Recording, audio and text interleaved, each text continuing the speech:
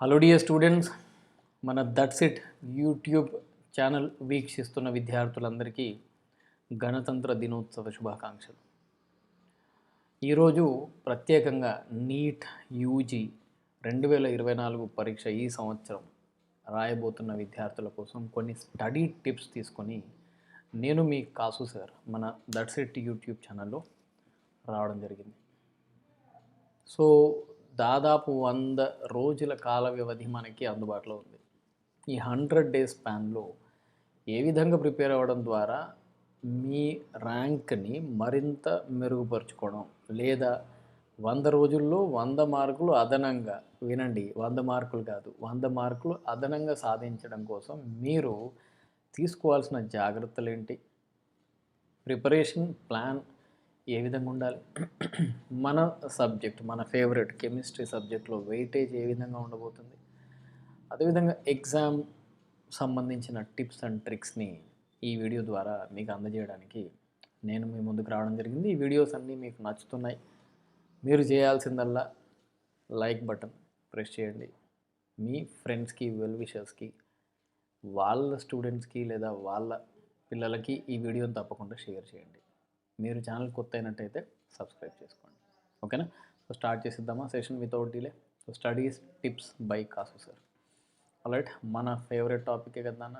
Okay, so మొట్టమొదటిగా మనం చూడాల్సింది ఏంటి ఇక్కడ అంటే ఎంబీబీఎస్ సీట్స్ ఎంతమంది విద్యార్థులు అపేర్ అవుతున్నారు, దీనిలో గవర్నమెంట్ కాలేజెస్ దేశవ్యాప్తంగా ఎన్ని ఉన్నాయి, పోటీ ఏ విధంగా ఉంది, ఇది ఒక అంచనా కోసమే ఈ స్టాటిస్టిక్స్ మీకు ముందు నుంచి తెలిసిందే. సో లాస్ట్ ఇయర్, గత ఏడాది చూస్తే దగ్గర 20.5 లక్షలు మంది విద్యార్థులు, అంటే అత్యధికంగా ఏదైనా పోటీ పరీక్షకి అపియర్ అయ్యే స్టూడెంట్స్ ఆఫ్టర్ ఇంటర్మీడియట్ ఉందా ప్రపంచం మొత్తంలో అంటే ఇదే. విశ్వవ్యాప్తంగా ఇంటర్ తర్వాత కేవలం 1,08,000 ఎంబీబీఎస్ సీట్ల కోసం పోరాడుతున్నారు. ఎంబీబీఎస్ సీట్స్ గురించే మాట్లాడుతున్నా నేను. ప్రతి బైపీసీ విద్యార్థి కల కదా డాక్టర్ అని పిలిపించుకోవాలని. సో 1,10,000 సీట్ల కోసం 20 లక్షల పైచిలకు విద్యార్థులు కొట్లాడుతున్నారంటే చూడొచ్చు మీరు. 2.8% స్టూడెంట్స్ ఎవరైతే peer students are best students అంటారో వాళ్ళకి మాత్రమే ఈ అవకాశం దక్కుతుంది. వీళ్ళు ఏదో ఎక్స్ట్రాడినరీ స్టూడెంట్స్ లేకపోతే ఎక్స్ట్రాడినరీ స్కిల్ సెట్ ఉన్న వాళ్ళు కాదు. వీళ్ళ ప్రిపరేషన్ అనేది ఎక్స్ట్రాడినరీగా ఉంటుంది, వీళ్ళ అప్రోచ్ అనేది ఎక్స్ట్రాడినరీగా ఉంటుంది, వీళ్ళ ఎగ్జామ్ అటెంప్ట్ స్కిల్స్ అనేవి ఎక్స్ట్రాడినరీగా ఉంటాయి. కానీ వీళ్ళు బై బర్త్ ఏదో ఒక సపరేట్ స్కిల్ సెట్తో పుట్టిననుకుంటే అది మన తప్పే అవుతుంది. గవర్నమెంట్ కాలేజెస్లో ఉన్న సీట్స్ ఏవైతే ఉన్నాయో 55,000 ఉన్నాయి. ఈ స్టాటిస్టికల్ డేటా ఉంది మనకి, ఇంటర్నెట్లో అందుబాటులో ఉంది. నాకు జేడబ్ల్యూఈ మన ఎగ్జామ్తో పాటు నీట్ 2023కు సంబంధించిన అనాలిసిస్ చదువుతున్నప్పుడు ఇది నా టైమ్స్ నౌ న్యూస్ పేపర్ ఏదైతే ఉందో దానిలో వచ్చిన ఒక చిన్న ఆర్టికల్. దానిలో ఏముందంటే ఒకసారి అబ్జర్వ్ చేయండి. ఏం రాశారు? డిఫికల్ట్ ఉంది పేపరు, ఎన్సీఆర్టీని బేస్ చేసుకునే ఉంది, ఫిజిక్స్ మాత్రం మోడరేట్గా ఉంది, కెమిస్ట్రీ టఫ్ ఉంది. ఈ ఒక్క పాయింటే నన్ను మీ ముందుకి ఈ వీడియో ద్వారా తీసుకొచ్చింది.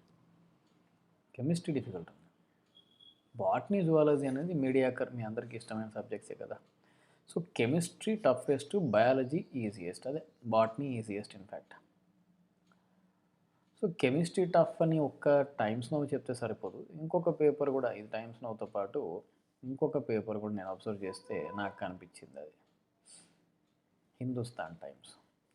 వీళ్ళు కూడా గొంతెత్తి ఇదే చెప్పారు, chemistry was the most difficult, inorganic and organic had more weightage compared to physical. ఇది మనకు తెలుసు బాగా.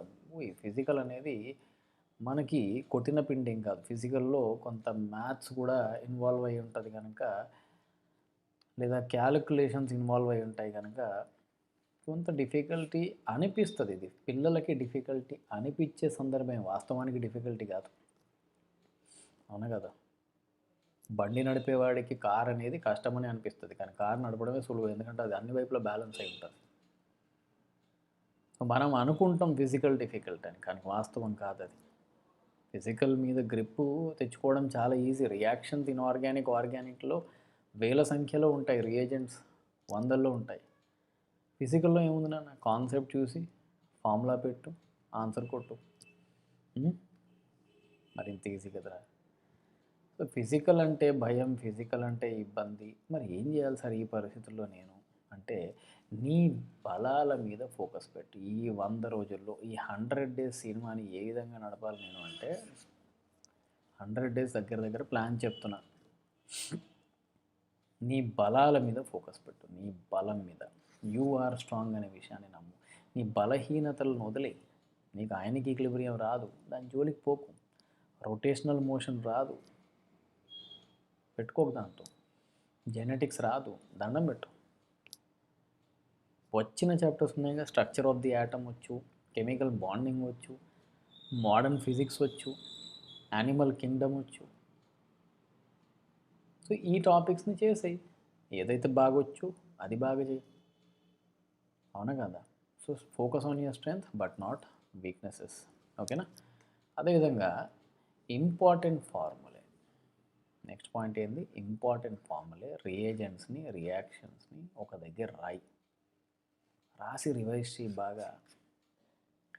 షార్ట్ నోట్స్ తయారు చేసుకో అన్ని సబ్జెక్టులలో, లేదా హైలైటర్. సార్ టైం లేదు కదా సార్, హైలైటర్ పెన్ దొరుకుతుంది నాన్న, ఒకటి ఎల్లో కలర్, ఆరెంజ్ కలర్ ఉంటుంది. హైలైటర్ పెన్ తీసుకొని ఎన్సీఆర్టీ బుక్స్లో important concept, work done by the ideal gas under isothermal expansion formula, KC అంటే ఏంటి, equilibrium constant, KP KC relationship ఏంటి రాసుకో, లేదా అండర్లైన్ చేసుకో, నీ ఓపిక ఇంకా, అవునా కదా. సో ఇక్కడ అన్నిటికంటే ముఖ్యమైన విషయం ఏంటంటే, నెగిటివ్ మార్క్స్. మనకు ర్యాంక్ రాకపోవడానికి కారణం పాజిటివ్ మార్క్స్ కాదు, నెగిటివ్ మార్క్సే. ప్లస్సులు ఎన్ని వచ్చినాయి కాదు, మైనస్లు ఎన్ని పోయినాయి అనేది ముఖ్యం. మినిమైజ్ చేసుకోవాలి. మాక్ టెస్టులు రాస్తావు కదా, ఇప్పుడు అంతా అదే పని నీకు. మాక్ టెస్టులు రాసినప్పుడు నెగిటివ్ వాడి జోలికి పోవద్దు, ఇది నా సలహా. ఇట్లా చేసుకుంటే మనకి చాలా ఈజీ అవుతుంది. చాలా ఇంపార్టెంట్ టిప్స్ ఇవి, అవునా కదా. ఒక్కసారి ఇది అబ్జర్వ్ చేయండి, ఓకేనా.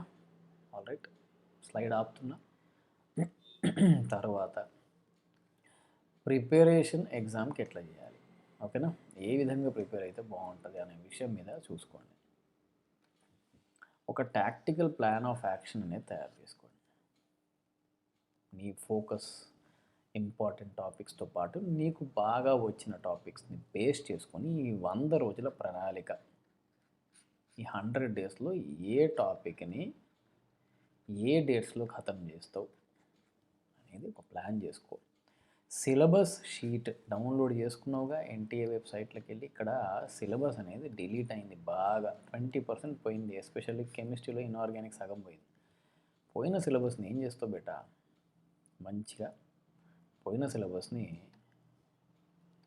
నువ్వు డిలీట్ చేసి ఉన్న సిలబస్తో మాత్రమే ఈ టాపిక్స్ డీలింగ్ పెట్టుకో.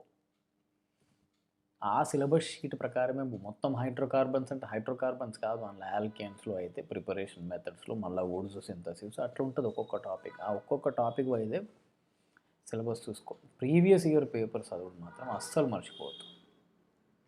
ఇంపార్టెంట్ ఫార్ములే అండ్ నోట్స్ ఇప్పుడే చెప్పిన నేను. ఎగ్జామ్ని మైండ్లో పెట్టుకో.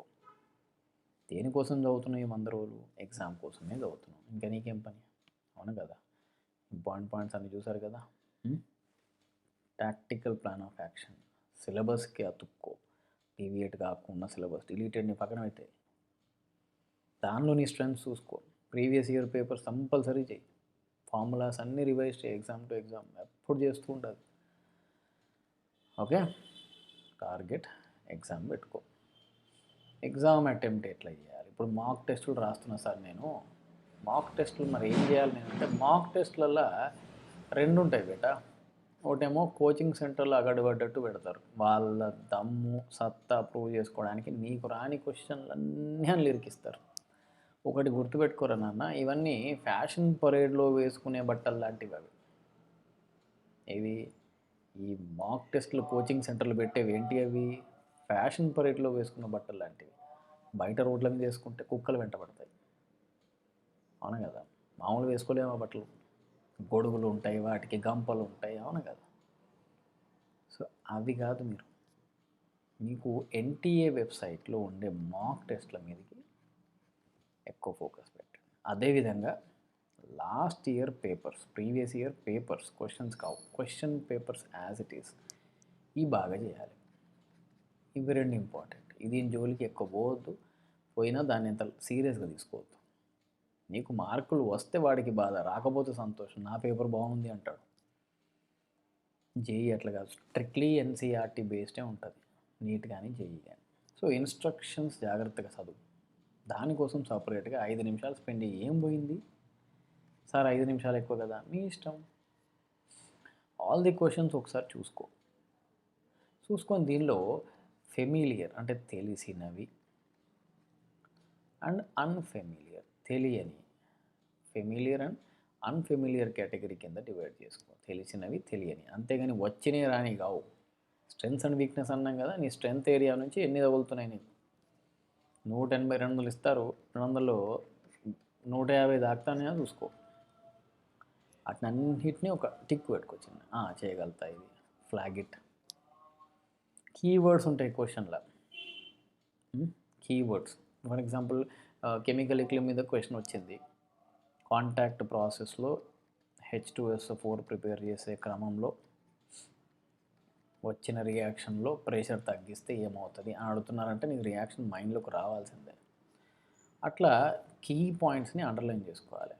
ఒక్కొక్క క్వశ్చన్ని పార్ట్ బై పార్ట్ సాల్వ్ చేయాలి. ఇక్కడ ఒక ఇంపార్టెంట్ విషయం చెప్తా బేటా నేను. ఒక్కో క్వశ్చన్కి మీకు ఇప్పుడు 200 ప్రశ్నలు ఇచ్చినా మీరు 180 అటెంప్ట్ చేయాలి. 180 ప్రశ్నలు 180 నిమిషాలు, అంటే నిమిషానికి ఒకటి కదా. మరి ఇచ్చే ప్రశ్నలు నీట్లో ఒక్క నిమిషంలో సాల్వ్ చేసేటట్టే ఉంటాయి, కానీ 2-3 నిమిషాలకే తీయరు కదా. కామన్ సెన్సే కదా. అంటే నీకు 2 నిమిషాలు 3 నిమిషాలు పడుతుందంటే నీకు ఆన్సర్ వస్తలేదని అర్థం. దాని జోలికి పోవద్దు. నీకు క్వశ్చన్ ఇచ్చినప్పుడు ఫస్ట్ 30 సెకండ్స్ ఐడియా కోసం టైం పడుతుంది. ఆ తర్వాత 30 సెకండ్స్ ఎగ్జిక్యూషన్ టైం పడుతుంది. నీకు ఎక్కువ టైం దాన్ని చూడంగానే కాన్సెప్ట్స్ మైండ్లో స్ట్రైక్ అవ్వడానికి పట్టాలి. ఒక చెట్టు నరకడానికి కావాల్సింది పదునైన ఆయుధం తప్ప బలమైన చేతులు కావు. గ్రిప్ తెచ్చుకో, కాన్సెప్ట్ మీద గ్రిప్ తెచ్చుకొని ఆ కాన్సెప్ట్ మీద స్ట్రైక్ చేయి, ఐడియా పట్టు, ఆన్సర్ కొట్టు. ఓకేనా. తర్వాత మన ఇష్టమైన కెమిస్ట్రీ విషయానికి వస్తే 34, 34, 32, ఫిజికల్ 34, ఇన్ఆర్గానిక్ 34, ఆర్గానిక్ 32. ఇక్కడ గుడ్ న్యూస్ ఏంటంటే సిలబస్ అనేది ఇన్ఆర్గానిక్లో తీసి అవతల వారేసారు. ఎస్ బ్లాక్ ఎలిమెంట్ లేదు, హైడ్రోజన్ కాంపౌండ్స్ లేదు, పీ బ్లాక్ ఎలిమెంట్స్లో కాంపౌండ్స్ లేవు, మెటలర్జీ లేదు. ఇక మిగిలింది ఏందయ్యా బాబు అంటే ఏం మిగిలిందన్న పీరియాడిక్ ప్రాపర్టీసు, కెమికల్ బాండింగ్ని కూడా ఇక్కడ వేద్దామా, coordination compounds, D&A block and salt analysis అనేది వచ్చింది. అంటే 5 చాప్టర్లలో 34% అంటే నువ్వు ఆలోచించు. 35% అనుకుంటే 180 ప్రశ్నల్లో 35% అంటే ఎంత బేటా, 60 క్వశ్చన్స్ ప్లస్ 5 టాపిక్ల కిందికి. అవునా కదా, అవునా. 45 క్వశ్చన్లో 34% అంటే ఎంత, 15 క్వశ్చన్లు. ఈ 15 క్వశ్చన్లలో 5 అంటే కనీసం ఒక్కొక్క దాని నుంచి 3 అయితే వస్తాయిగా. వీటిని మాత్రం వదిలిపెట్టకండి బేటా, ఎందుకంటే ఇక్కడ టైం సేవింగ్. ఇది ఆర్గానిక్ సాల్వింగ్ అనేది టైం సేవింగ్. అయితే నీకు ఆన్సర్ వస్తుంది లేదా రాదు, రెండే ఉంటాయి. ఏం ప్రాక్టీస్ చేస్తావు, ఏం అటెంప్ట్ చేస్తావు. Which of the following substances is insoluble in water అంటారు. అక్కడ ఫార్ములా పెట్టు, రియాక్షన్ రాసి చేసేది ఏం లేదు. అయితే నీకు తెలుసు లేదా నీకు తెలియదు. సిల్వర్ క్లోరైడ్ ఆప్షన్ ఉంది, టక్కని టిక్ పెట్టేస్తావు. ఎంతసేపు పడుతుంది, 30 సెకండ్స్ పడుతుంది. సో టైం సేవ్ అయ్యే పోర్షన్ కనుక ఇన్ఆర్గానిక్ బాగా చదవండి. ఫిజికల్లో అన్నింటి జోలికి పోవద్దు. అటామిక్ స్ట్రక్చర్ చదువుతున్నావు, Hc/λ మీద రావచ్చు, ఫోటో ఎలక్ట్రిక్ ఎఫెక్ట్ ఉంది కదా దాని మీద రావచ్చు, లేదా ఈ రెండు కలిపి రావచ్చు. రెండు ఒకటే కాన్సెప్ట్ కదా బేటా.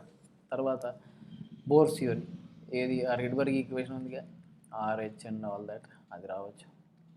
డి బ్రాగ్లీ λ = h/mv ఇది, లేదా అన్సర్టనిటీ ప్రిన్సిపల్.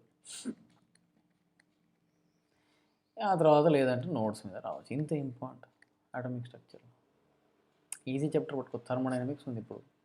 థర్మోడైనమిక్స్లో థర్మోడైనమిక్స్ నుంచి వస్తుందా, థర్మోకెమిస్ట్రీ నుంచి వస్తుందా, సెకండ్ లా నుంచి వస్తుందా అనే విషయం మీద మనం ఒకసారి మాట్లాడుకుంటే థర్మోడైనమిక్స్ ఫిజిక్స్లో కూడా ఉంది కనుక థర్మోడైనమిక్స్లో ఫస్ట్ లా అనేది ఫిజిక్స్కి ఎక్కువ వెయిటేజ్ ఉంటుంది.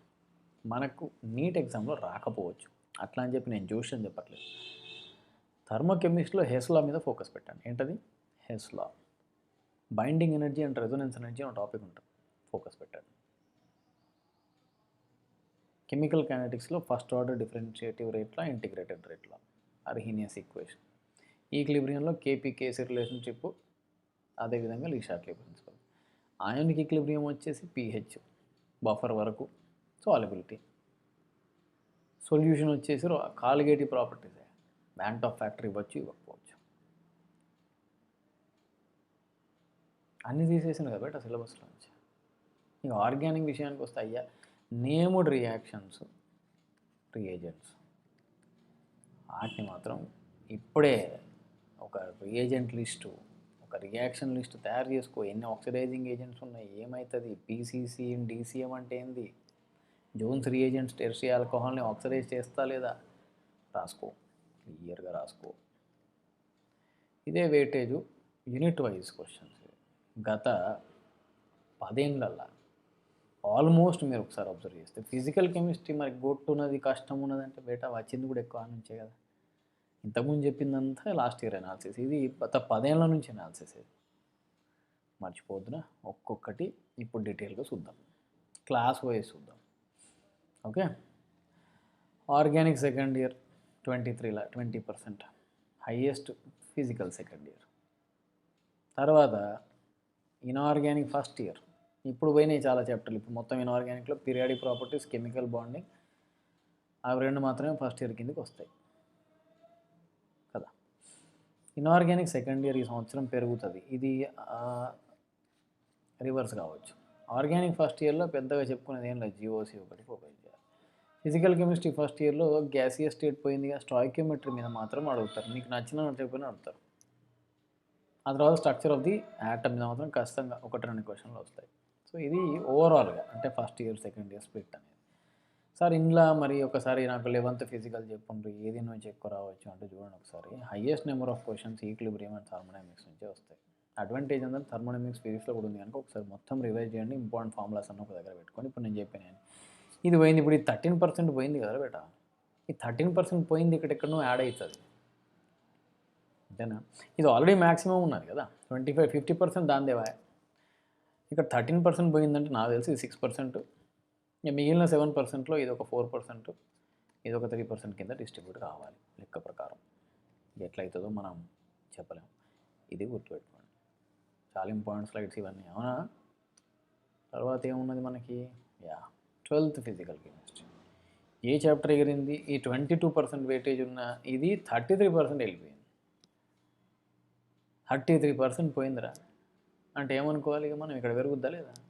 33% అంటే కనీసం ప్రతి ఒక్కటి 10% పెరుగుతుంది.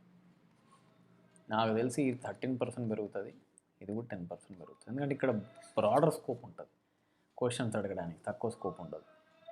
జోస్ అని చెప్పట్లా, ఆలోచించి చెప్తున్నాను.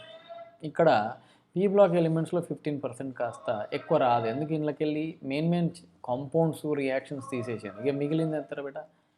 ఇది ఇక్కడ నాకు తెలిసి ఇంక దీనిలోంచి వచ్చేది 5%. సార్ మరి మిగతా 10% సాల్ట్ ఎనాలిసిస్, 10% ఇక్కడ వస్తుంది.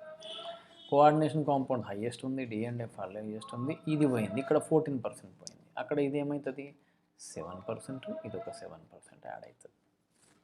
మెటలర్జీ పోయింది కదా మరి. సో 11th ఇన్ఆర్గానిక్ విషయానికి వస్తే 25% వెయిటేజ్ ఉంది, ఇది పోయింది, ఇది పోయింది. 38% పోయింది, ఇక్కడ 25 అయింది, ఇక్కడ 5 యాడ్ అవుతుంది ప్రాపర్టీస్కి. ఇక్కడ ఖచ్చితంగా అవునా 38% కదా, 38% అంటే ఇక్కడ ఒక 20% పెరుగుతుంది, అంటే రిమైనింగ్ 13% ఇక్కడ పెరుగుతుంది. పీరియాడిక్ ప్రాపర్టీస్ నుంచి కెమికల్ బాండింగ్తో కలుపుకొని ఎక్కువ క్వశ్చన్స్ వస్తాయి. 11th and 12th కలిపి ఆర్గానిక్ అంటున్నారు. ఆర్గానిక్లో వాళ్ళు ఇది తీసేసారు, 8% వెయిటేజ్ ఉన్నది. ఆ 8% నాకు తెలిసిన కాడికి ఏడాడైతురా నాయన, తక్కువ వెయిటేజ్ ఉన్న దీనికి యాడ్ కావచ్చు హైడ్రోకార్బన్స్, బయోమాలిక్యూల్స్ ఆల్రెడీ 15% ఉంది, ఇంకా ఆల్రెడీ నైట్రోజన్కి యాడ్ కావచ్చు అయితే గీతే, ఇది ఒక +5% యాడ్ అవుతుంది అనుకుంటున్నాను నేనైతే. సో ఈ విధంగా వెయిటేజ్ చూసుకోండి. ఈ స్లైడ్ నేను కింద పీపీటీ ఇస్తా డిస్క్రిప్షన్లో, డౌన్లోడ్ చేసుకోండి. లైట్ తీసుకోకండి, అందరికి సర్క్యులేట్ చేయండి. ఓకేనా? సో ఇది subject pin to pin analysis అని దీన్నే అంటారు. సో 100 రోజుల ప్రణాళిక సిద్ధం చేసుకోండి. ఏ విధమైన సంకోచాలు, సందేహాలు ఉన్నట్టయితే నేనున్నా కదా మీ కాసు సార్, ఏ డౌట్ ఉన్నా అడగండి, కామెంట్ బాక్స్లో తెలియజేయండి. లేదంటే మన టెలిగ్రామ్ ఛానల్ ఉంది, డిస్క్రిప్షన్లో పెడుతున్నా.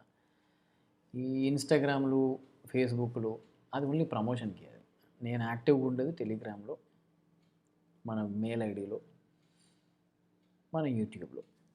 ఈ 3 ప్లాట్ఫామ్లో వచ్చిన కామెంట్స్కి మాత్రమే నేను జవాబు ఇవ్వడం జరుగుతుంది. సో ఈ అద్భుతమైన అవకాశాన్ని మాత్రం మిస్ చేసుకోవద్దు. ఆల్రైట్, మీకు ఏమన్నా పర్సనలైజ్డ్ అటెన్షన్ క్లాసెస్ కావాలంటే కింద నేను రోల్ అవుతున్న నెంబర్స్ చూడండి.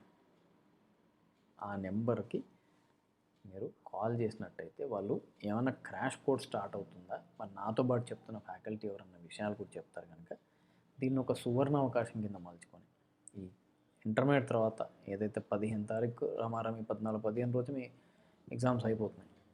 అయ్యాక మే 5th వరకు, మే 5th నాడు కదా, ఓ 40 రోజులు నేను ఎట్లా ప్రిపేర్ అవ్వాలి దాని మీద మీకు నేను బ్రహ్మాండమైన సలహాలు ఇస్తాను. Don't miss this opportunity. Keep smiling. Smiling will gets you the ranks. The upcoming doctors, take care. All right, that's it.